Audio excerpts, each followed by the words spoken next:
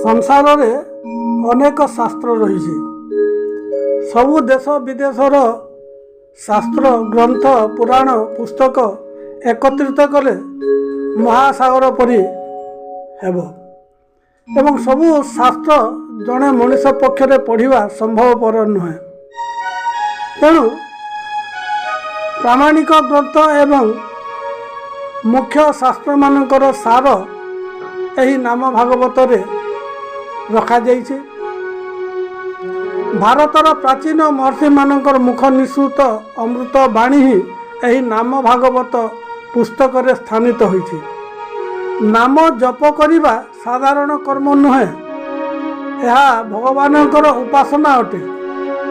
कर्म निजर फल दे नष्ट होइथाए, किंतु कर्म सहित निष्काम भाव रहिले कल्याणकारी होइथाए।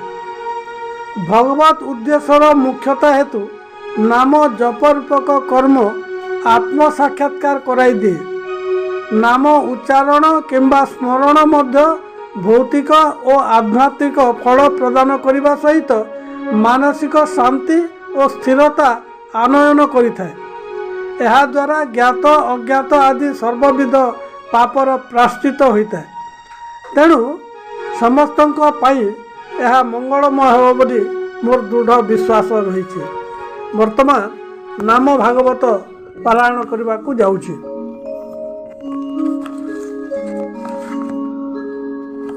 अमृत झरई सन्थ मुखर बिंदु संचित होइछि वेद शास्त्र महासिंधु। किंचित पीयूष मधु मक्षिका नित रचित होइछि जाहा नाम भागवत। आश्रित जन केबे नहिब लांछित वांछित फल निश्चित हेब परापत। भात भात बोइले कि पुरोई उदर गुड़ गुड़ बोली पाटी नहिला मधुर। धनी धनी बोइले कि जीव दरिद्रता गंगा गंगा सुमरिले काहीं पवित्रता। राम राम बोइले कि पाप जीव छाड़ी ऐसा न कहि अज्ञ सतसंग हुड़ी। अनेक शास्त्रर सार यही नाम भागवत रे रही। मधुमक्षिका महुमाछी जेपरी विभिन्न पुष्पर रस आनी मधुचक्र तैयारी करिथाए, ठीक सेमिति यही नाम भागवत रे विभिन्न शास्त्र प्रामाणिक ग्रंथ सन्थ मानक निःसृत मुख निःसृत अमृतवाणी ही रही। अज्ञ लोक कहते जे भात भात कहले आम पेट पूरे नहीं, गुड़ गुड़ कहले पाटी मधुर हुए नहीं। तेणु धनी धनी बोली जेते जप कले भी जड़े दरिद्र धनी हो पार नहीं।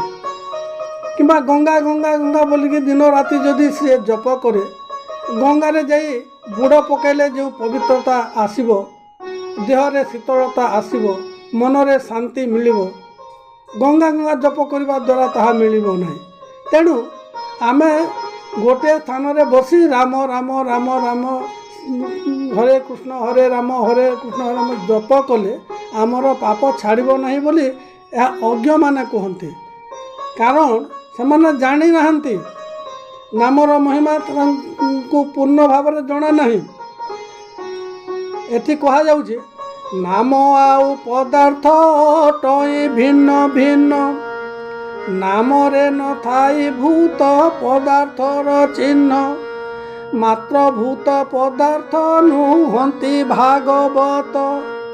नाम अटे नित्य चैतन अप्राकृत। चिन्मय अटंती जेणु निजे भगवान। तेणु तांको नाम मध्य अटई चेतन। नाम नामी एक नामी स्वयं नारायण। ନାମ ଜପିଲେ ହୁଅନ୍ତି ନାମୀ ପରସନ୍ନ। ନାମ ଭଗବାନଙ୍କର ନାମ ଆଉ ପଦାର୍ଥ ମଧ୍ୟରେ ପାର୍ଥକ୍ୟ ରହିଛି।